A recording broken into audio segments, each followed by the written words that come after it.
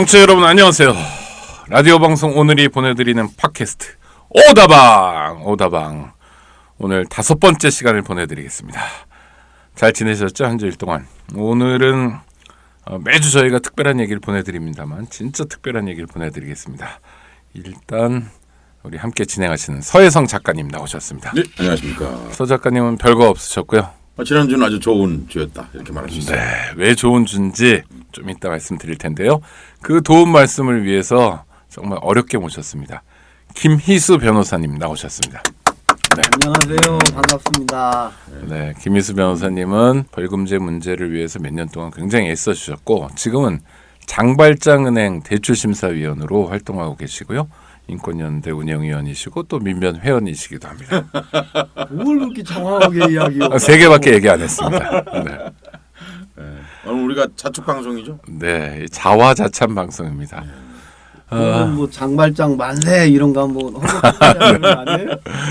만세 만년을 살지 모르겠으나 자 어떤 일이 있었냐 언론 보도를 통해서 이미 알고 계신 청취자분들 많으시겠지만 저희가 그동안 벌금제 개혁에 대해서 많이 고민을 했습니다.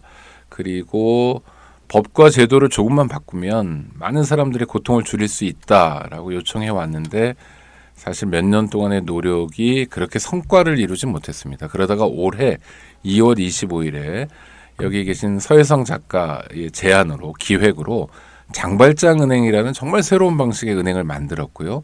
그 은행을 통해서 벌금을 못 내서 교도소에 가는 분들에게 대출 사업을 시작했습니다. 이 사업이 이제 탄력을 받으면서 천주교의 염수정 추기경께서도 장발장은행에 큰 돈을 주셨고요. 또 뿐만 아니라 정작 우리가 하고 싶었던 일, 법과 제도를 바꾸는 일에도 큰 도움을 주셨습니다. 많은 시민들이 참여해 주셨고 그래서 드디어 전부는 아니나 저희가 원하고 있었던 벌금제 개혁 법안이 국회에서 드디어 통과됐습니다. 아 정말 기분 좋고 요새 좋은 일 별로 없으시죠? 방송 혼자 하는 네, 아니 안내 말씀. 네. 김 변호사님 이게 우리도 말 좀 해야 되지 않을까요? 네, 그럼요. 말씀하십시오. 네, 사실 다른 것보다도 저는 김 변호사님에게 먼저 여쭤보고 싶어요. 법안 장발장 법안 입법안 이런 걸 초안이라고 합니까? 이렇게 만들어 달라 그런 거 하는 거를. 그렇죠. 네, 초안을 직접 작성하셨잖아요. 어떤 취지에서 작성하셨어요? 아니 제가 작성했다기보다도요. 네. 기존에 있었던 여러 논의들을 이제 법률 안으로 제가 정리했다는 정도지. 네. 제가 무슨 뭐 특별한 일을 한 건 아닙니다. 아니 뭐 그러니까 그동안 있었던 걸 하여튼 정리하셨잖아요. 그런데 이렇게 법안을 몇 번 작성해 보셨잖아요. 처음 하신 게 아니고. 예. 세월호 법안도 초안을 작성하셨죠. 예. 그게 빨리 통과됐습니까? 이게 빨리 통과됐습니까? 뭐 둘 다 뭐 여러 가지 우여곡절을 겪었습니다만은 네. 어쨌든 저는 세월호 특별법은 좀 아쉬움이 너무 많이 남아 있는 법이고요. 물론 이것도 벌금제 개혁 법안도 아쉬움은 있었습니다만 그래도 학자들의 그런 어떤 뭐 이론상의 어떤 주장 이런 것들을 저희 장발장에서 실증적 사례들을 통해서 정말 이 법이 필요하다고 하는 것들을 여러 사람들이 각인이 됐고 또 추기경님을 비롯해서 여러 국회의원분들께서도 추기경님만 얘기하시면 안 됩니다. 제주도에 있는 강우일 주교님도 처음부터 그럼요. 그럼요. 강우일 주교님을 비롯해서 여러분들이 힘을 합해준 결과 미흡하지만 그래도 돈이 없어서 감옥에 가는 사람 4만 명 중에 최소한 10,000명 정도는 구제받을 수 있지 않을까 하는 희망 때문에 기분이 굉장히 좋습니다. 그러니까 지난주에 그렇게 해가지고 이제 아주 다들 좋았는데 그날 기뻐서 이렇게 뛰던 나머지 그 김 변호사님 갈비뼈가 부러졌다 이런 얘기 사실입니까? 뭐 갈비뼈가 부러진 건 사실인데요. 그것 때문은 아닙니다. 아 밖에 소문은 그렇게 났던데 그날 너무 좋아가지고 이렇게 몸을 촥 받치면서 넘어졌다. 뭐 제가 뭐 그 정도로 막 이렇게 그런 사람은 아니어서요. 네. 자, 하여튼 청취자들 들으시기에 뭔가 좋은 법이 통과된 건 맞는 것 같은데 그럼 구체적인 내용을 조금 설명해 주시겠어요? 이번에 국회에서 통과된 법률안. 가장 중요한 건 어찌됐든 간에 벌금형에 대해서 집행유예가 인정이 되는 법안이 통과가 됐다는 겁니다. 그리고 또 벌금형에 대해서 분납이나 연기가 가능하도록 분할 납부나 납부 연기 그런 게 가능하도록 법률에 구체적으로 명시를 했다는 거.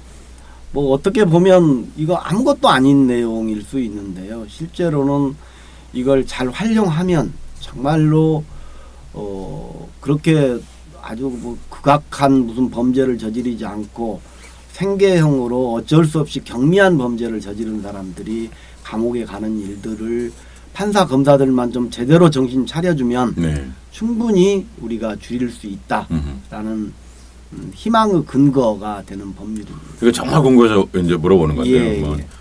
상상으로는 이 법이 100% 집행되지 않을까 하는 생각을 해보게 되거든요. 왜냐하면 힘들고 가난한 사람들에 대한 얘기니까. 그런데 실제로 이 법안이 이렇게 만들어졌을 때 검사나 판사들이 실제로 이 법안을 활용할 가능성은 어느 정도 있습니까? 그들의 어떤 검사를 하셨잖아요. 그들의 재량에 여전히 맡겨져 있는 문제긴 합니다. 그러나 법률의 근거가 있다는 것과 없다는 것은 굉장히 다른 문제입니다. 그 전에는 만약에 판사가 네. 이건 이 사람 너무 딱해서 집행유예 해주고 싶다 네. 하더라도 집행유예를 못 해줬거든요. 그리고 실제로 저도 법정에서 벌금형을 선고받는 사람이 내가 벌금형을 납부할 능력이 없으니 판사님 집행유예를 선고해달라고 그렇게 하소연을 하는 그 사람. 징역형의 집행유예. 예, 그렇습니다. 그렇게 하소연하는 사람 아마 실제로 이 변호사로서 오랫동안 근무해본 사람이 한두 번쯤은 이런 일을 네. 다 겪었을 네. 겁니다. 그런 일들이 법률적으로 가능하게 됐다라는 건데요. 가능하다 하더라도 여전히 판사 검사들이 정말 이게 법이 왜 존재하는가, 정의가 무엇인가, 이 사람이 구체적으로 처하고 있는 정말 어려운 사정들, 정말 인간적인 고통이 무엇인지에 대한 그런 생각들이 존재하지 않는다면 이 법이 또 장식적인 법률로 전락할 수 있습니다. 제가 이제 정말 이건 아주 구체적인 질문인데요. 그러니까 자, 이 법이 통과가 됐어요. 최종적으로 법이 있는데 판사가 안 활용해 버리면 끝입니까? 아, 그렇죠.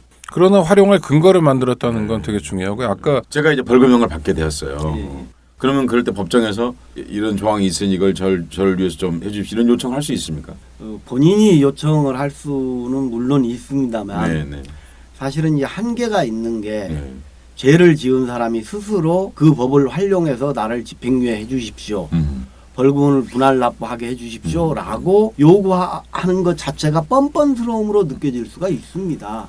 그래서 말하는 게 한계가 있거든요. 네. 가령 이제 국선 변호인이나 어떤 변호인을 통해서 네. 이야기하는 것은 그게 정당한 방어권 행사로서 네. 인정이 될 수가 있는데 본인이 그런 말하는 건 한계가 있습니다. 근데 집행유예라는 단어를 안 쓰고요. 가정 형편이 어렵다든지 지금 당장 돈이 좀 어렵다든지 그래서 내기가 굉장히 어렵습니다라고 얘기하면 판사가 거기에 집행유예를 해줄 가능성은 높아진 거죠. 이제. 네. 제가 이제 이 벌금형 대개 뭐 500만 원 이하의 분들인데 그런 분들이 이제 법률적 지식 같은 게 별로 없을 테니까 이 방송을 듣게 되면 실제로 어떻게 대응해야 되는가 사실 좀 일종의 가이드 같은 걸 해보고 싶어 이렇게 질문을 드렸습니다. 뭐 가이드라고 하면 지금 뭐 우리 오 국장님께서 잘 지적을 하셨다시피 내가 월급 급여 한 달에 80만 원 받는다. 그래서 도저히 이 돈을 한꺼번에 낼 수가 없는 상황이다.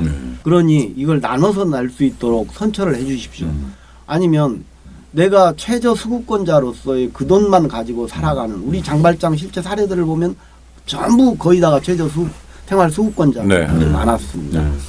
이런 상황이니 벌금을 도저히 납부할 수가 없습니다. 선처해 주십시오. 다시는 안 하겠습니다. 뭐 이 정도의 표현들을 하면 네. 해서 판사들이 정말 고민을 해주면 되는 건데 고민을 안 해준다고 해서 강력 방법은 없다라고. 그렇죠. 그런데 이게 벌금제라는 게 원시시대 고대 사회부터 있었습니까? 예, 뭐 옛날부터 있었습니다. 아, 그러니까 좀 약간의 의미는 좀 다르긴 한데요. 뭐 전부 다 기억하다시피 함무라비 법전 누구나 다 기억하지 않습니까? 뭐 그런데도 보면은 가령 뭐 가축을 한 마리 훔쳤다. 그럼 10배로 배상을 해라. 뭐 왕이 속전이죠, 속전. 네. 왕이 가지고 있었던 걸 훔친 뭐 30배로 배상을 해라. 뭐 이런 식으로. 뭐 탄료 법칙이라고 해서 동해보고 원칙이라고 뭐 여러 번 뭐 교과서에 뭐 다 나오고 눈에는 눈, 이에는 이. 네. 그런 식으로 있었고요. 뭐 로마 시대에도 마찬가지죠. 우리가 통상 속죄금이라고 부르는 것들이 많았습니다. 네. 만약 사람들을 어떤 상해를 입혔다거나 사람을 죽였다든가 하면 돈으로 속죄의 배상금을 내도록 하는 것들이 많이 있었고 저희 조선 시대에도 있었습니다. 그런데 이제 얼핏 보면 이렇지 않습니까?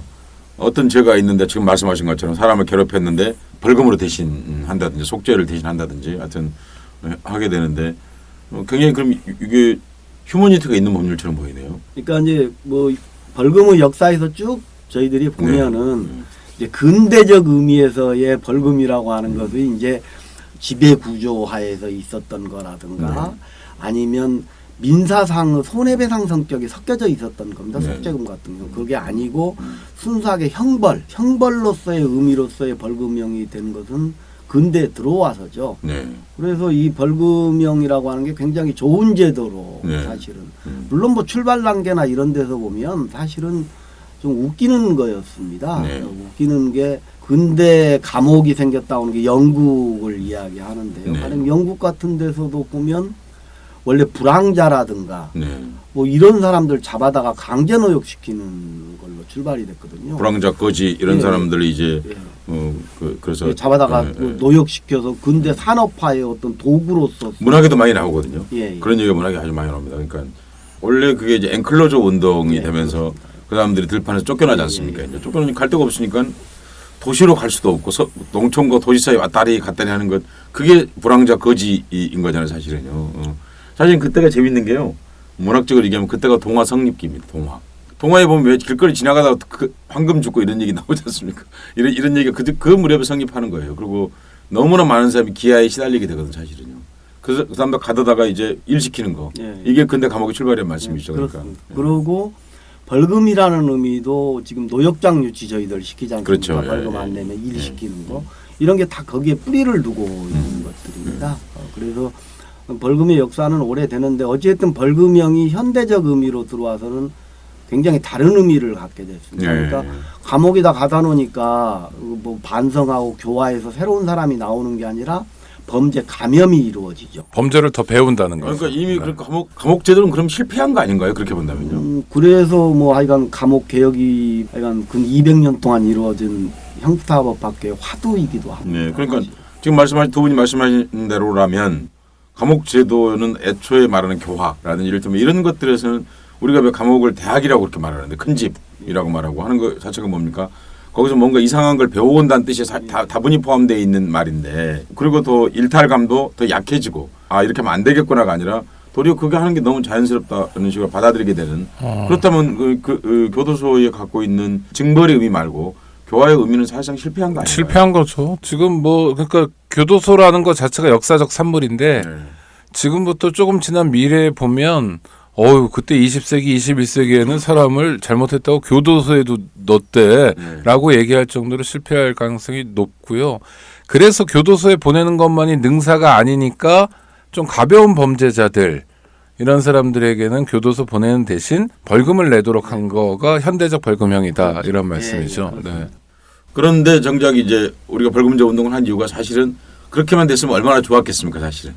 그런데 그렇지 않고 되게 약자를 국가가 사실상 일종의 삥땅을 뜯는 혹은 갈취하는 이런 구조에 사실 가까워져 버린 거 아니겠습니까? 우리가 여기 접수받았던 사람들 대부분이 아까 말씀하신 대로 소구권자들. 장발장은행에 오시는 분들이 그렇죠. 그러니까 다수가 이제 그런 형태를 띠게 되니까 사실 그 심사를 하면서 심사가 즐거운 게 아니라 심사가 괴로운 정말 누구 하나도 억울하지 않은 사람이 없는 그런 경우들을 대부분이었지 않습니까? 그렇습니다. 그러니까 원래 그런 감옥제도 폐해를 없애고 사실 또 국가도 또 감옥에다 사람을 집어넣으면 비용이 많이 들어가거든요. 올 대략 180에서 200 정도 든다고. 그러니까 비용도 많이 들어가고 그렇기 때문에 감옥에 보내지 말고 이 사람한테 어떤 다시 새로운 사회적인 유대관계를 갖고 사회활동을 하면서 어떤 그런 징벌의 의미, 형벌의 의미를 깨닫도록 만드는 건데 거꾸로 저희 장발장냉에서 보는 사례들은 돈이 없 감옥에 가야 되는 오직 우리가 그 사람만 대상으로 하는 거잖아요. 정말 웃기는 현상이 벌어진 거예요. 그러니까 형벌이 불평등하다는 게 이제 거기서 출발이 됐고 저희 장발장으로 출발점도 그거죠. 뭐 전부 같이 하셨으니까 뭐 다 잘 아는. 이제 뭐 우리가 운동이 아니 그렇지만은 형벌의 불평등성 얘기하면 늘 떠오르는 사람이 있지 않습니까? 밀라노의 그 유명한 법학자 체사레 베카리아 좀 소개 좀 해주시죠.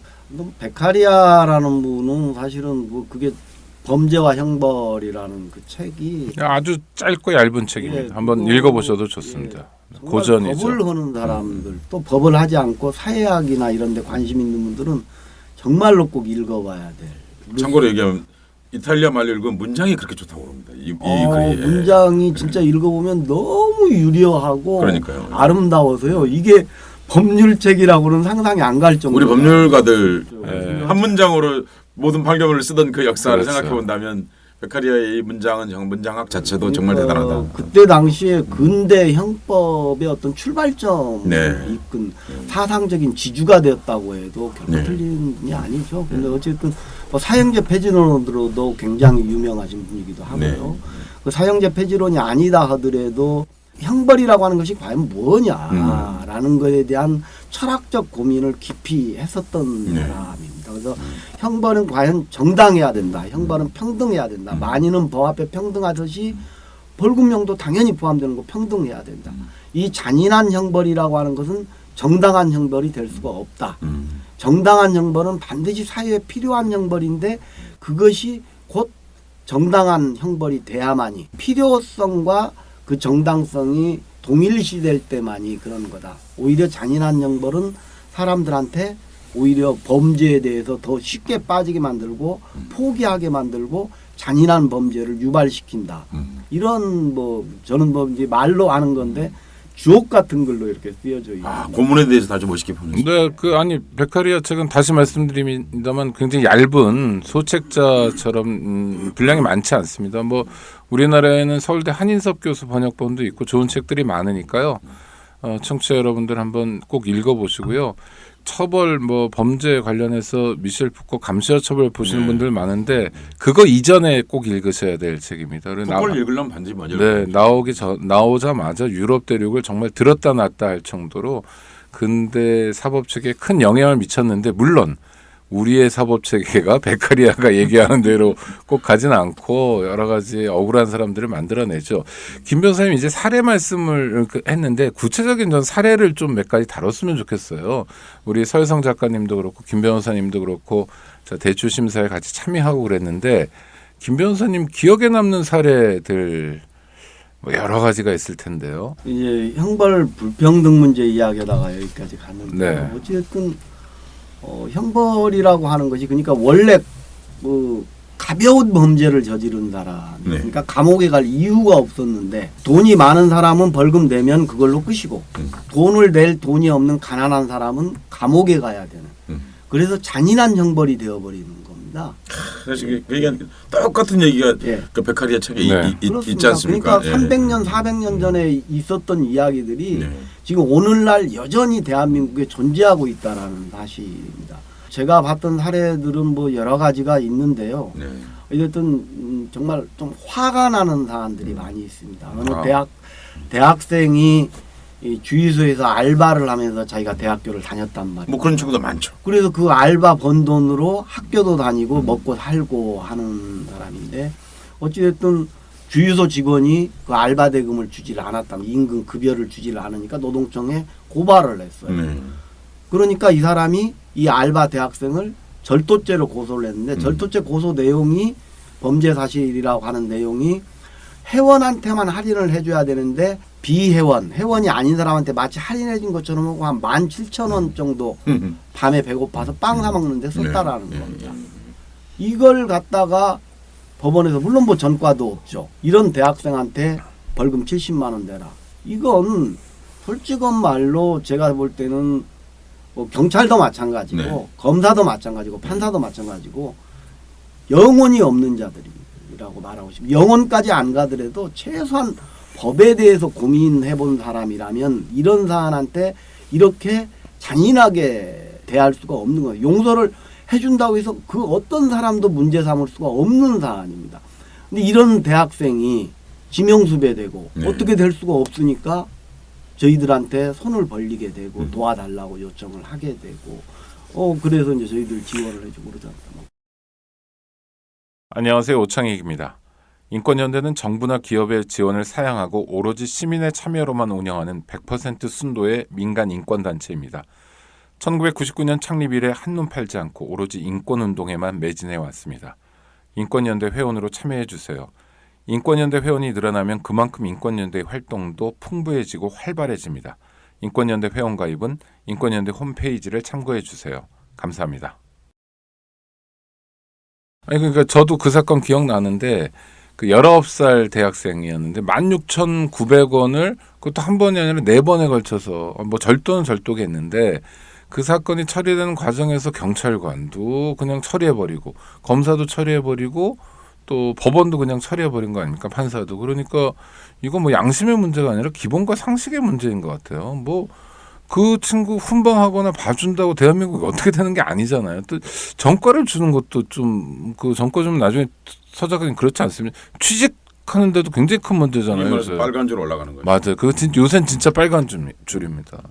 그렇지 않아도 스펙 쌓기도 어려운 사회에서 네거티브한 스펙이 그 또 대학생 사례들이 또 되게 많았어요. 저희 장발장은. 의외로 진청 들어온 사람이 대학생들이 사실 예, 많았지 않습니까? 네. 기억나는 것 중에 하나가 알바생인데 발가락이 썩어가는 그런 병을 앓고 있고 네네. 또 알바로 정말 학비도 되고 먹고 살아야 되는데 어떻게 이제 집에 가려고는 차비가 없었는데 옆에 노트북이 떨어져 있으니까 노트북을 이렇게 집었는데 그게서 이제 걸린 거죠. 그 기억나는 게 그게 경찰의 함정 수사 같은데 걸려가지고 벌금을 90만 원 이렇게 받았는데 그건 어떻게 보십니까? 이게 이런 거죠. 그러니까 경찰관들이 이 사람 많이 모이는 곳에 경찰관의 노트북을 갖다 놓고 저걸 누가 집어가면 바로 덮쳐서 그 자리에서 현행범으로 체포해서 건수를 올리는 거잖아요. 그렇죠.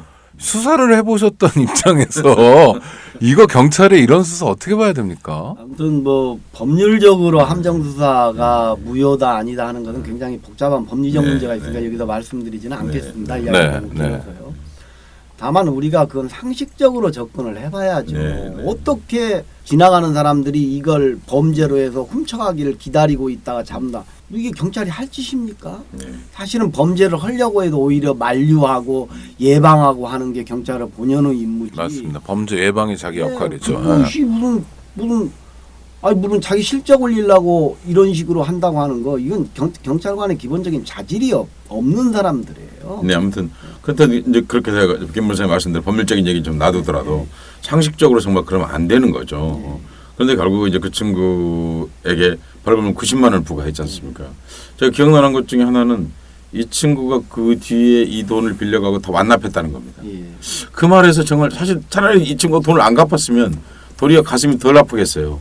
그 말은 무슨 얘기냐면 정말 형편이 어려웠고 발가락에 썩어가는 병을 앓고 있음에도 불구하고 국가가 징벌했을 때 말고 거기에 대한 대응으로서 장발장 은행에 대출을 해가고 그리고 사실 약속했던 것보다 더 빠른 시간에 돈을 갚았어요.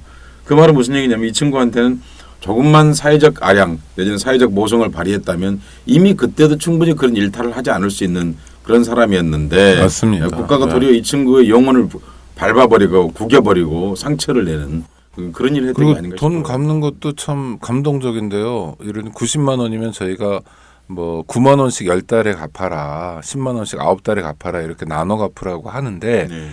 이분은 어떻게 했냐면 어떤데 돈 생기는 때마다 3만 5천 원. 뭐 5만 2천 원 이렇게 는 거예요. 조금씩. 그러니까 기한보다 빨리 갚았고요.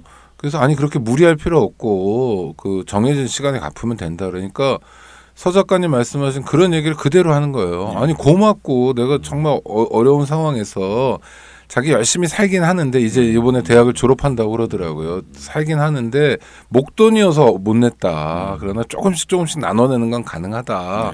그러면서 다 갚아줬습니다. 네. 근데 서혜성 작가님이 저희 심사할 때에 가끔 하시는 말씀이죠. 단 한 번도 이 세상을 살면서 따뜻함, 예. 배려, 예. 보살핌 이런 것들을 한 번도 받아본 적이 없는 사람들의 삶. 그런 사람들에게 우리가 손을 내밀어 주는 거. 그것 자체로도 그 사람들은 감동을 받는. 예. 정말 그런 사례들을 본다고 하는 게 아까 말씀하신 것처럼 고통스러운 선별 작업. 예, 고통스럽게 된 거죠. 이번에는 근데 제도를 통해서 이것이 조금 가능해질 수도 있겠다라는 게 생긴 거 아니겠습니까? 예. 그 사실 지존파라고 하는 큰 사건이 있었지 않습니까? 그때 그 일을 했던 그 책임자 김기환 그때 그 친구가 했던 얘기가 제가 잊어먹지 않거든요. 그러니까 그 초등학교 때 국민학교 때 성적을 보면 대부분이 수우입니다. 그 중에서 미술만 양가 이랬거든요. 그리고 이가 또 내내 반장이었어요. 우리가 일반적으로 알고 있는 범죄자 일탈하고 좀 다른 거죠. 그런데 이 친구가 왜 미술은 그랬냐면요. 성적이 낮았냐면요. 크레파스 살 돈이 없는 거예요. 그러니까 선생님이 어느 날 크레파스를 안 갖고 갔더니 어느 날 늘 안 갖고 오니까 선생님이 이제 때린 옛날에는 우리 세대 때는 맞는 게 일상이었잖아요. 자기 선생님한테. 그러니까 맞은 거예요. 그런데 선생님이 이렇게 말씀하신 거예요. 이 자식아 그러면 크레파스 훔쳐서 갖고 와라. 선생님 말대로 그 다음 미술 시간에 이제 크레파스를 훔쳐서 갔더니 선생님이 그림을 잘 그렸다고 이렇게 칭찬을 하신 거예요. 그러니까 마음이 아프네요. 근데 이게 사실은 법정 최후준실에서 이 친구가 하는 얘기입니다. 그러니까 이게 거짓말의 가능성이 거의 없다는 거예요. 그러니까 사형을 선고를 받았고 사형을 집행했지 않습니까? 집행했죠. 그러니까 네. 94년 사건이에요. 그렇죠. 네, 지정파 사건. 그러니까 이 친구에게도 아무런 사회적 관용이 사실 없었던 거죠. 그러니까 그리고 선생님이 그걸 가지고 칭찬을 들었잖아요. 그러니까 그 친구가 했던 말이 그 뒤로 나는 훔치거나 빼앗거나 하는 것들 말고는 내가 세상에 살아갈 방법이 없었다 이렇게 얘기하는 걸 들으면서 우리에게 준 교훈이 굉장히 크다고 생각하거든요. 그러니까 그 대부분의 최초의 소년들 혹은 청년들이 이런 사회에 노출될 때 가장 가슴 아픈 게 뭐냐면 세상에서 한 번도 관용이나 사랑과 만나지 못한다는 겁니다. 제도가 그것과 만나게 해주는 것이 반드시 필요하다는 거죠. 그렇게 되었을 때 그때부터 자기 삶이 내가 사랑을 받아봐야 세상을 사랑하는 거거든요. 네. 제도라는 건 곧 국가네요. 국가. 그렇죠. 네. 김 변호사님 소주 한 병 훔쳐가지고 벌금 물리신 분도 있던데 그러니까 만취 상태에서 근처에 있는 자기 집 근처에 있는 슈퍼에 가서 소주 한 병 훔쳤다가 그 다음날 잊어버리고 그 다음날 담배 사러 갔는데 어제 갔던 그 사람이다. 그래서 크게 징벌 받았어요. 왜 뉴스에도 이게 이제 크게 나오고 그랬던 사건인데 우리한테 이분이 이제 그 빌려달라고 신청이 들어왔지 않습니까? 그게 보면 소주 한 병 훔치고 자기가 훔친지도 몰랐으니까 그 다음 날 그 같은 가게를 간 거 아니겠습니까? 이걸 벌금 300만 원을 내라고 하는데 이게 지금 국가가 장사하는 겁니까? 이게 이래서는 안 되는 문제입니다. 정말로. 소주 한 병이 얼마죠? 2,650원이었답니다. 그때 그러면 편의점 가게 주인은 2,650원 손해 받고 소위 범죄자는 2,650원 이득을 받는데 국가만 300만 원을 벌었네요. 이거 정말로 너무 황당합니다. 예. 이게 판사 검사가 이게 제대로 지금 두 눈을 뜨고 있다라고 상상할 수가 없는 것들이 현재 벌어지고 있습니다. 김 변호사님 검사이셨잖아요 옛날에. 그러니까 그랬을 때는 같으면 어떻게 처리하셨을 것 같으세요? 당연히 기소유예 해줘야죠. 이런 사안을 무슨 형사처벌이 무슨 가치가 있으며 지금 뭐 판사 검사가 무슨 뭐 국고수입 올려주려고 무슨 뭐 곡간지기 역할을 자처하는 것도 아니고 이게 지금 뭐 하는 짓입니까 이게. 정말 화가 너무 나요. 그건 뭐 우리 저희 장발장 대출심사위원으로 참석하신 모든 분들이 다 화가 나는 사안이지 않습니까? 국가가 이러면 안 되죠. 어떻게 깡패짓 같은 짓들을 합니까? 법의 이름을 질러서. 그러고 이런 건 어떻습니까? 저희가 이제 장발장은행 대출 심사를 해보면 가장 많이 오는 게 자동차 관련 그렇죠. 범죄잖아요.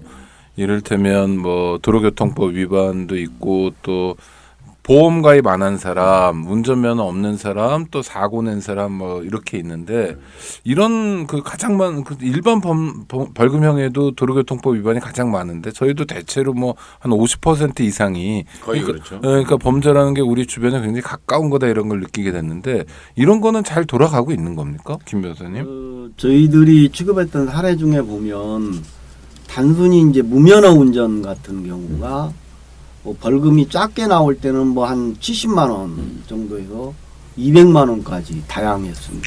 그게 뭐 전과 차입니까? 아니면 전과 차이라고 특별히 보여지는 면도 없고요. 기준이 없는 겁니다. 이건 고무줄이에요. 실제로 저희들이 취급받던 사례 중에서 보면 가령 뭐 신호 위반했다, 중앙선 침범했다. 그래서 뭐 2주 상해가 났다. 2주 상해니까 70만 원, 3주 상해면 100만 원.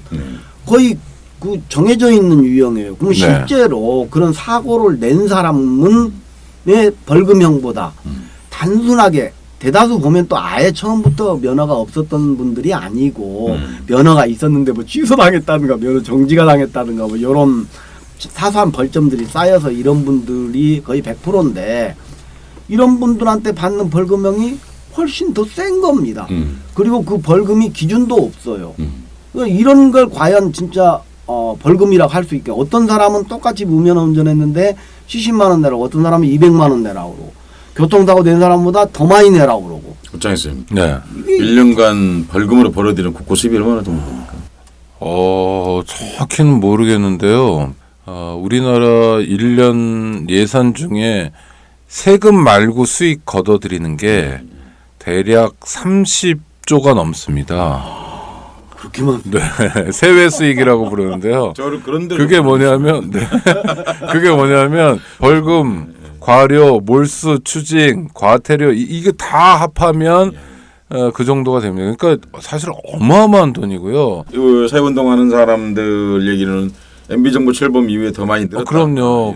특히 박근혜 정권에서 뭐 법인세 인하하면서 소위 부자 감세해주면서 세수가 부족하니까 이제 그런 거로 많이 충당을 하는데요. 이런 통계는 기억납니다. 경찰청이 지난해에 벌금 말고요. 과태료만으로 걷어들인 게 경찰청 하나의 기관이 검찰 말고요. 1조입니다. 정확하게는 9,980 몇 억인가 이렇습니다. 통계적으로 국가가 어마어마한 장사를 돈입니다. 하고 있다고 네. 하는 게 거의 드러났다고 봐야 되겠네요. 그 정도. 어마어마한 돈입니다. 예. 그러니까 세외 수입이 총 30조. 31, 2조 하여튼 30조. 네, 30조. 안팎이다. 네. 예. 거의 지자체 큰 지자체 하나를 운영하고 남는 돈이네요. 그렇죠. 네.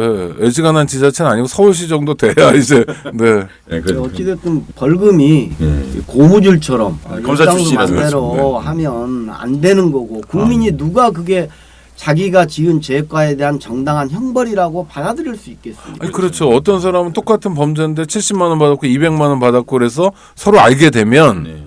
이건 국가 불신이고 법 불신이잖아요. 그렇긴 하지만 사실 이제 도로교통법 위반으로 이제 우리에게 신청 들어오는 사람들 대부분이 사실은 행계형이었다는 겁니다. 그러니까 자동차 면허증이 없어지면 이걸로 벌금형 처벌을 받으면 생존 자체가 불가능. 맞아. 용달하거나 배달하시거나 이런 분들 많았죠. 네. 그러니까 참 왜 우리는 판검사나가라고 할 수 있는 사람들이 조금만 더 인간의 눈으로 그들의 행위를 바라본다면 사실 장발장 은행의 문을 두드리지 않아도 되는 경우가 많았을 터인데 김 변호사님 왜 그런 거죠? 법률을 집행하시는 분들 국가를 대신해서 집행하는 건데 자기가 국가의 위임을 받았다고 생각하면 훨씬 더 온건하고 내지는 훨씬 약자에 대해서는 조금 더 너그럽고 그리고 부자에 대해서는 좀 강하고 그렇게 대하는 것이 법률이 존재하는 이유일 텐데 사실 법률이라는 것은 애초부터 약자에게는 보호하고 강자에게는 증벌을 강화하는 그런 개념이 없다고 한다면 법률이 존재할 이유가 없는 거죠. 왜냐하면 원래부터 부자나 권력이 많은 사람은 원래부터 고난이 많은 거니까 사실은 그 고난은 제한하려고자 하는 것이고 약자는 보호해야 법률이 갖고 있는 법 앞에 평등이란 말이 진정한 내용적으로 완성되는 것인데 왜 이런 약자들에 대해서 법률을 이렇게 가혹한 것입니까? 워낙 훌륭하신 일들을 하고 계셔서 그분들이요. 제가 뭐라고 할 수 없고 다만 제가 말씀드릴 수 있는 건 법조인 한 사람으로서 죄송스럽고 부끄러운 마음이 많이 들어갑니다. 특히 이 장발장 은행을 보면서 이 영혼 없는 자들의 그 휘두르는 칼들에 의해서 네. 어떻게 이렇게 사람들이 쓰러져 가고 고통받는가 하는 것들을 직접 볼 수 있어서 제가 그냥 추상적으로 생각하는 사회적 약자라는 의미와 네. 구체적으로 장발장 은행을 통해서 들여다보게 된 사회적 약자라는 의미가 전혀 다른 걸 깨달았습니다. 네. 그게 제가 가장 크게 느낀 교훈이라면 교훈인 것 같습니다. 이번 이런 생각이 들더라고요. 우리가 이제 대략 해마다 43,000명 이상이 올해는 오창석 선생님 5만 명 넘을 것 5만 명 같습니다. 넘을 것 같아요. 아주 최고치를 비극적인, 기록할 것 네. 같은데 그 말은 무슨 얘기냐면 국가의 징벌권이 그만큼 강화됐다는 뜻이기도 하고 생계형 내지는 벌금을 낼 수 없는 형편에 도달한 사람이 많아졌다. 경제적으로 어렵고 민생이 도탄에 빠진 거죠. 그렇죠. 네. 그런 상황인데 이렇게 많은 사람들에 대해서 김 변호사님 이게 53년도에 법률이 만들어졌다고요. 벌금제 제도라는 것이요. 53년도에 만들어졌는데 네. 그게 한 번도 뭐 작년에 그 허주호 네. 뭐 황제노역. 네. 황제노역 그것 때문에 좀 문제가 돼서 네.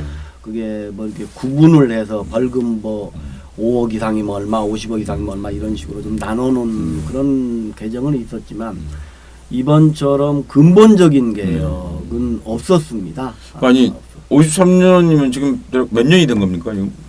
60년이 넘은 그때 태어나신 분이 63입니다. 그러니까 60년이 넘은 이런 상황인데 이렇게 한 번쯤은 한번 들여다보고 했으면 좋았을 텐데 저는 이런 생각이 들거든요.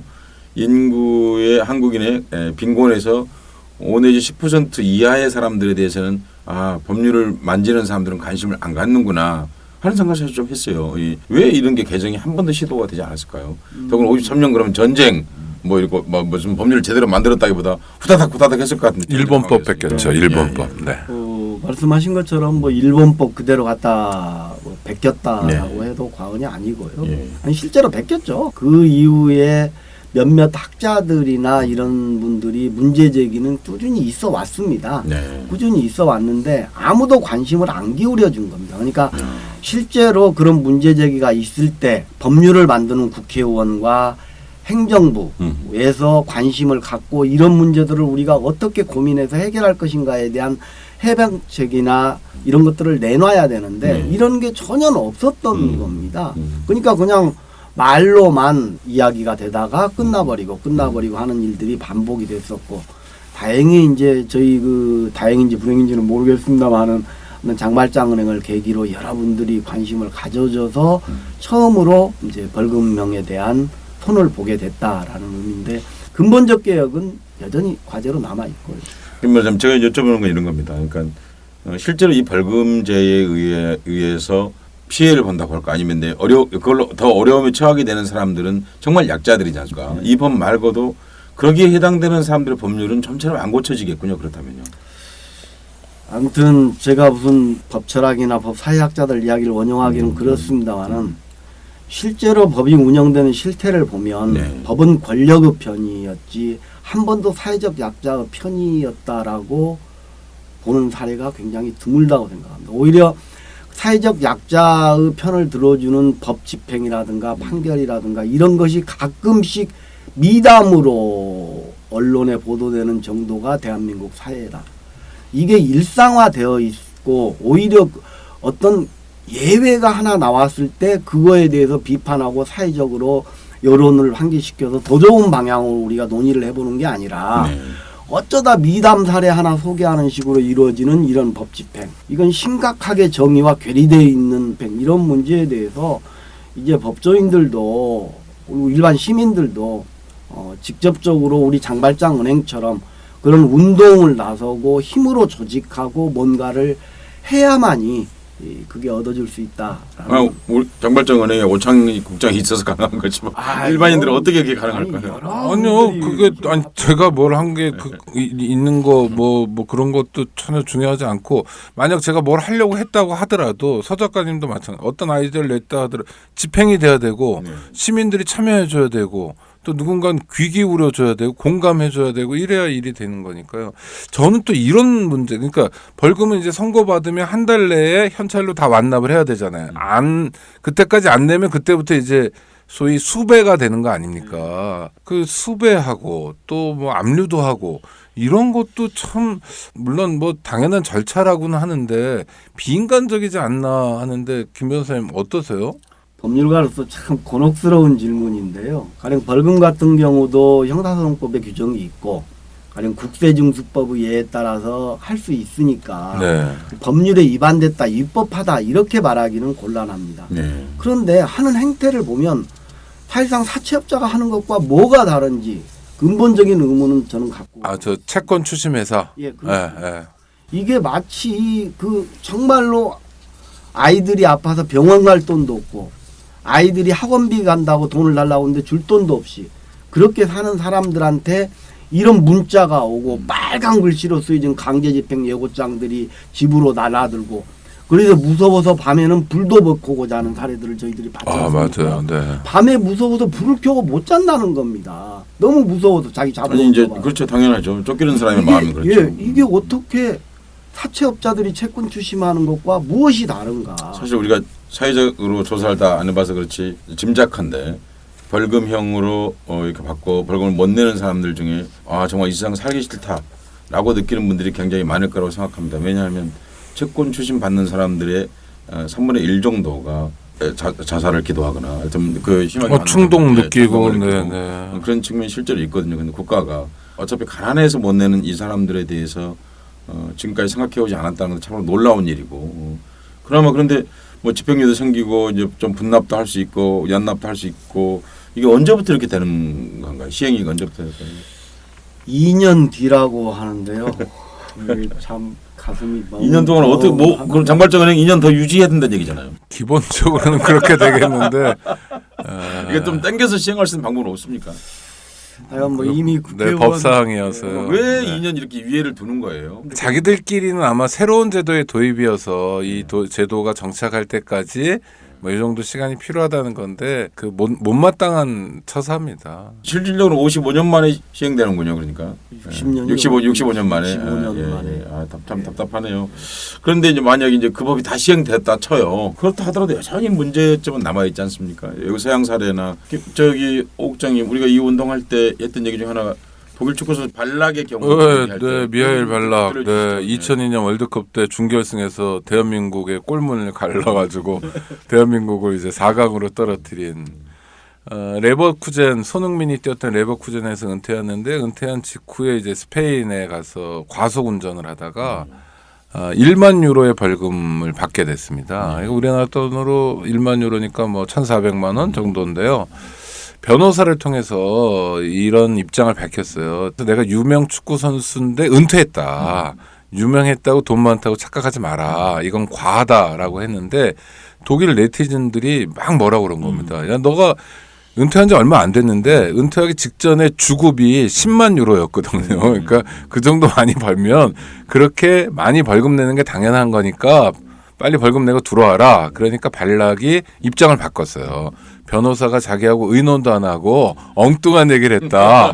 사과한다. 그리고 1만 유로의 벌금을 냈습니다. 이게 뭐냐면 소위 소득과 재산에 따라서 벌금 액수를 달리 내는 겁니다. 일수벌금제라고 그러는데 일수라는 게 날짜입니다. 일. 수는 숫자. 그러니까 벌금 100만 원형 선고하는 게 아니라 벌금 열흘, 100일, 20일 뭐 이렇게 선고하는 겁니다. 이런 것도 우리가 꼭 해보고 싶은 거죠, 김 변호사님.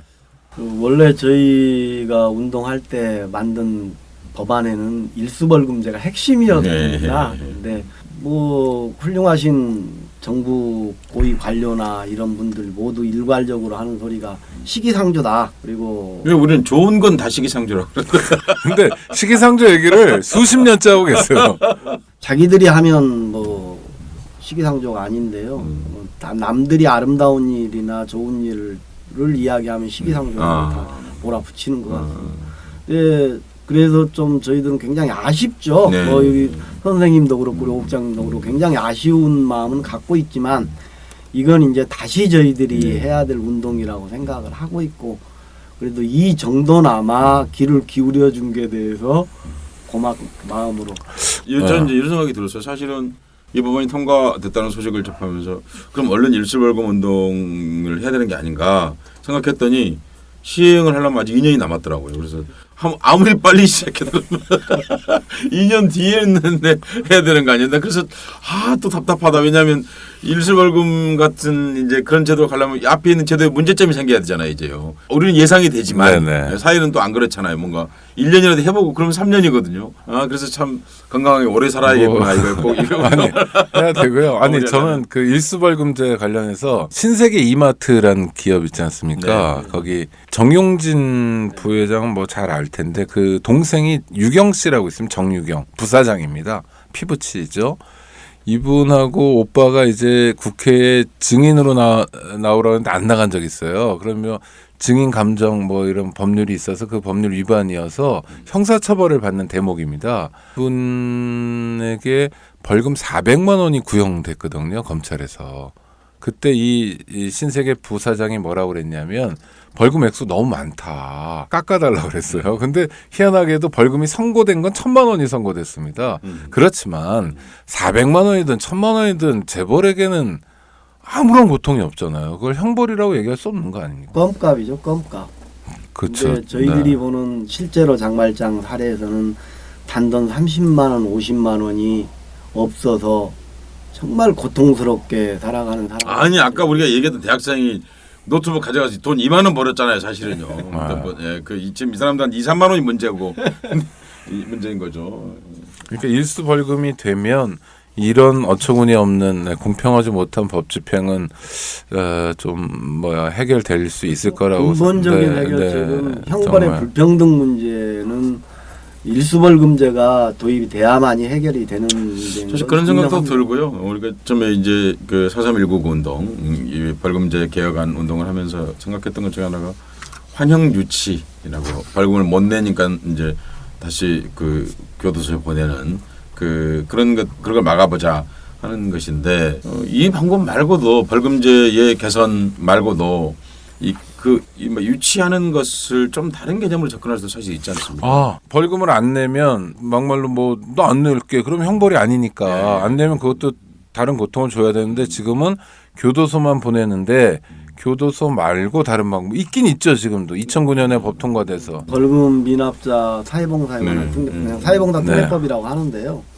근데 이것도 여전히 많은 문제점들이 있고 미비점들이 있어서 사실은 저희가 그 법안 개정안도 만들었지 않습니까? 네, 네. 가령 이제 우리 사회봉사라고 하는 개념을 무보수라는 개념으로만 네, 네. 할 게 아니라 자활적 개념을 해서 그냥 쉽게 예를 들어서 우리 민통선 부근에서 네. 쉬어 있는 휴경지나 농경지 이런 데 너무 많죠. 너무 예, 많죠. 경작하게 해서 그 돈 벌어서 국가에다 벌금 내라 하고 자기도 먹고 살아라. 네. 이런 제도들을 만들자라고 했고 저희들이 만들었는데 아무 관심이 없어서 제가 사실- 폐기될 거겠죠? 이건 네, 근데 아니 후속과제죠. 후속과제. 후속과제인데 네. 제가 그래서 말씀을 드리는 건데 제가 이거 갑자기 생각한 게 사실 아니거든요. 노르웨이가 핀란드가 그렇게 하고 있더라고요. 예. 그러니까 거기서 그렇게 하면은 근데 정말 재밌는 게요. 주곡은 줘요. 주곡 그러니까 밀은 주는 쌀. 거예요. 쌀. 우리로 치면, 쌀이죠. 네. 나머지는 니네 알아서 하라는 거예요. 홍수도 대비하고 가뭄도 대비하고 아. 하라는 거예요. 그러니까 그렇게 해가지고 그러면 자기가 자기를 경영하게 되는 거잖아요. 네. 그러니까 혼자 있게 하지 않고 우리말로 하면 교도관이겠죠. 한 타운에 교도관 같은 게 한두 명 있는 거예요. 그리고 나머지 사람들이 이제 그 농사를 지으면서 같이 사는 거죠. 잠깐만요. 교도관의 역할은 감시입니까? 아니면 뭐 농사 기술도 가르쳐주고 농사기술도 같이 가르치게 돼 있습니다. 둘 다 하는. 네, 네. 그렇죠. 아, 그런데 생활 안내도 예, 해주는. 근데 네. 되게 그렇게 일하는 사람들이 굉장히 경미한 범죄자들입니다. 그러니까 그 사람들이 다시 무슨 강력범을 저지르거나 할 가능성이 별로 없어요. 이제 그 가령 살인하거나 그런 사람들은 그런데 오지를 못합니다. 애초부터 그러니까 그렇게 해서 그 사람들이 이제 뭐랄까요 원래 교화의 참 뜻을 실현하는 거죠. 그러니까 자기 자신 노동을 통해서 정말 자기 재능도 발견하고 그리고 자기의 가능성도 발견하고 무엇보다도 그 사람들이 굉장히 부지런한 게 거기서 버는 돈을 자기가 가져가. 그러면은 열심히 일합니다. 그 국가에 누구나. 귀속되지 네. 않고 네. 그러니까 가령 무를 뭐 열심히 경작을 하게 되면 그래서 무가 많이 생겼을 거 아니에요. 네. 파는 것도 자기가 하게 돼 있어요. 아. 그러니까 자기가 가서 팔면 그럼 열심히 팔려고 그럴 거 아니에요. 그러니까 500원인데 510원 받으려고 그럴 거고 그냥 흙 묻은 채로 가져갈 무를 깨끗이 닦아가지고 가려고 그럴 거 아니에요. 사실 삶이 그거 아닌가요? 그냥 흙 묻은 무로 가져가는 게 아니고 깨끗한 무로 가져가려고 하는 마음. 사실 그게 사회를 하나씩 만들어내는 거고 그런 자활 개념으로 그러니까. 좀 국가가 조금만 좀 생각해 줬으면 좋겠어요. 사실요. 김 교수님 요거 제 질문 하나랑 덧붙여서 좀 말씀을 해주세요. 그러니까 미국하고 한국하고 이를테면 노르웨이 같은 세 나라가 있을 때 미국보다 재소자 숫자가 인구 10만 명당 이렇게 했을 때 한국이 10분의 1밖에 안 됩니다. 네. 근데 한국보다 10분의 1 되는 나라가 노르웨이, 스웨덴이에요.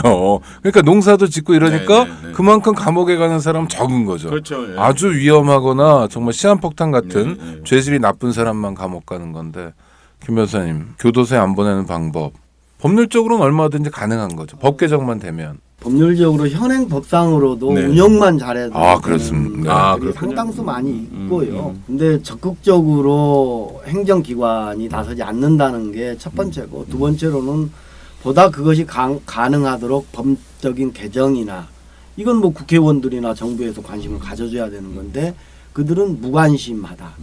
이런데 관심 없습니다. 네. 하는 행태를 보면 관심 없어서 너희들 죽든 살든 죄 지은 놈이 무슨 소리야 라는 걸로 치부해서 될 일은 아니다라는 겁니다. 더불어 사는 세상에서 이들을 어떻게 우리가 갇힌 이웃으로서 더불어 살 수 있는가를 고민하는 자세들이 아니에요. 그리고 저는 그런 기대도 사실은 잘 안 씁니다만은 이번에 모처럼 법이 좀 통과돼서 그런 아니 그러니까 그 벌금 그러니까 형사처벌을 받은 사람들이 땀도 흘릴 수 있고 기술도 배울 수 있고 그래서 그 구청 같은 데서 자활 후견 사업 많이 하지 않습니까? 그렇죠.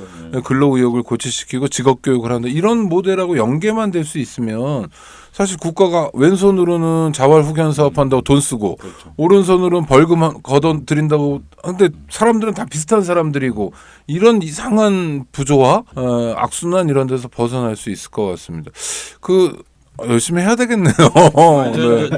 그런 생각이 들었어요. 사실 우리나라 교도소가 사실 일종의 일본 교도소하고 같은 거지 않습니까? 사실은 교도소 모델로. 유사하죠. 예, 네. 일본에서 시작된 거고요. 네. 일본 교도소가 여기 왔죠. 네. 네. 그런데 또 필리핀 교도소 그 다큐멘터리를 제가 교도소에 관심이 제가 있었거든요. 네. 왜냐하면 어느 섬에 가족들이 같이 살더라고요. 네, 저도 봤습니다. 그러니까 할 거 다 하던데요.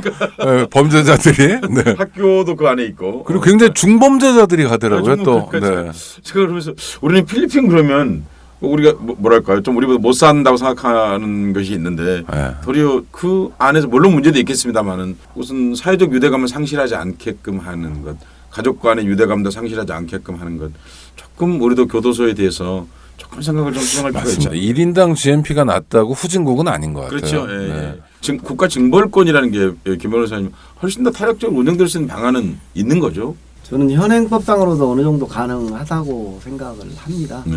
근데 그게 국가 의지가 중요한 건데요. 제가 여기 나온다고 해도 뭐 자료를 하나 찾아봤어요. 네. 그랬더니 그 영국에서 93년도, 94년도에 벌금형 미납으로 구금된 숫자가 22,000명이었다. 그런데 우리 정부에 딱 반이네요. 예, 정부에서 노력을 했어요. 음. 노력을 해서 이거 네. 문제가 심각하다. 몇 년도라고요? 이게 93년, 94년도에. 네. 그래서 노력을 했는데 어떻게 노력을 했냐? 구구명 그러니까 우리 노역장 유치 이런 걸 선고하지 않고요. 사회봉사명령을 내리고 전자감시가 부착된 외출 제한명령 또는 운전면허를 취소한다든가 하는 그런 행정조치를 통해서 이걸 노력을 했고 2002년부터 2007년 사이에 1,000명에서 2,000명으로 줄었습니다. 10분의 1로요. 네. 정부의 노력으로요. 놀라운 성취네요. 예. 그래서 이 사례를 보면서 이게 정말로 사회적 약자 그리고 고통받는 사람들에 대해서 관심을 갖고 있는 정부와 이 대한민국과의 차이점을 극명하게 보여주는 사례가. 아니 김 변호사님 질문이요. 그러니까 영국에 22,000명이라는 게 예. 벌금 못 내서 수감된 예, 사람. 그렇습니다. 환영 유치된 사람들이죠. 예, 그리고 우리 말하면 노역장 유치. 그러니까 지금 대한민국은 4만 명이 넘고 예. 올해는 5만 명이 넘는데도 줄이는 노력이 없는데 예. 이미 20년 전에 영국은 22,000명 가지고 각성을 해서 줄였더니 예. 1,000명, 2,000명 수준으로 그렇죠. 국가가 줄이려면 예, 줄일 수 그러니까 있죠. 이게 권력자라고 하는 것이 어떤 곳에 관심이 있는가에 따라서 이렇게 고통받는 사람들이 처하게 되는 방법도 달라진다는 극명한 사례. 필리핀만이 아니라 영국도 선진국이네요. 아니 교도 문화에 대해서는 한국, 일본이 가장 험악한 나라가 아닌가 사실. 일본 감옥 네. 험악하죠. 미국이 가장 심하고. 미국, 네, 우리가 미국 가까운 진짜 나라들이 주로 선진국이죠. 이제 네. 교도 행정에 그 국가 징벌권 개념으로만 너무 많이 기울어 있고 사실 이제 새롭게 그 사회인을 재구성하고 재탄생케 하는 그런 데는 소홀한 그런 대표적인 국가들이 아닌가 싶은데 우리가 하필이면 가까운 나라들이 되게 이제 그렇게 하게 되는지 그래서 좀 안타깝긴 합니다. 국가의 징벌권이라고 하는 것의 개념을 훨씬 더 인간화할 수 있다. 실제로 가능하다 하는 걸 지금 확인하고 있는 거죠. 네, 다른 사례들이 많고 이렇게 얘기하다 보니까 벌써 방송 마무리할 시간이 됐습니다. 언론에 보면 장발장 법이라는 게 여러 번 소개됐는데 뭐 저희가 원조 논쟁을 하고 싶지는 않지만 진짜 장발장 법, 장발장 은행이 그동안 참 심혈을 기울여 왔던 법률이 물론 만족할 만한 수준은 아니지만 지금 단계에서 이제 국회에서 통과가 됐습니다. 기쁜 일인데요. 두 분께서 장발장법, 그러니까 벌금형 집행유예 등을 포함한 장발장법 통과의 뭐랄까 의미랄까 또 개인적인 소감이랄까 이런 거 한 번씩 말씀해 주시는 거로 오늘 방송 마무리해야 될 것 같습니다. 네. 여튼 그 성취는 굉장히 미미하지만 의미 있는 성취다라고 저는 정의를 하고 싶고요. 더 큰 주제들이 많이 남아 있습니다. 사회봉사 특례법도 바꿔야 되고요. 근본적으로 일수벌금제도 만들어서 정말 가난한 것 때문에 감옥에 가는 일만큼은 우리 세대에서 끝장 내야 되지 않겠습니까? 그것도 끝장 못 내고 우리 후세들한테도 또 돈이 없어서 돈이 없다는 이유로 감옥을 가게 만드는 사회라면 대한민국 떠나야죠. 그렇게 생각합니다. 의미 있는 새 출발. 저는 장발장 법이 통과되는 걸 보면서 도리어 한국의 어떤 가능성, 그래도 가능성은 좀 있다라는 생각을 사실 하게 됐습니다. 국가가 채찍만 있는 국가는 마치 몇 때리는 아버지만 있는 집과 같다고 생각합니다. 훨씬 더 따뜻한 힘, 이 국가에 필요하다고 생각합니다. 그래야 또 그 국가를 사랑하는 거거든요. 그게 진짜 애국이지 않습니까? 사실은요. 네. 그 헌법재판소나 혹은 대법원 가면 그 있는 동상이 하나 있지 않습니까? 디케라고 하는 동상. 정의의 여신이죠. 정의의 여신 네. 있는데 그 여신이 특성이 안대를 가리고 칼을 들고 저울을 들고 있습니다. 근데 지금 우리나라에서 디케의 서초동에서 디케가 하는 일은 부자나 강자에게는 안대를 쓰고 그래서 그 약점을 안 보는 거죠. 그러니까 약자에게는 칼을 들고 있었던 게 아닌가 싶습니다.